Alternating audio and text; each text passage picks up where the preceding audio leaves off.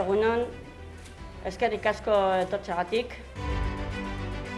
Natura bizigarrian bizitza duinak denontzat. Transizio horietarako ezinbestekoa da Euskal Herriko desazkunde justurako txoke plana 2030erako onartzea. Bai eta beharrezkoak diren epeak, neurriak eta finantziazioa zehaztea ere. Energia eta materialen garraioa, kontsumoa eta ekoizpena nabarmen murriztu behar dira eta beraz, baita hondakinen sorrera ere. Klima aldaketari eraginkortasunez aurre egiteko CO2 isuriak 75% murriztu behar dira 2030erako. Hemendik aurrera ere jarraituko dugu Zaldibar argitzen edo argitu nahian. Epaitegian eta epaitegitik kanpo.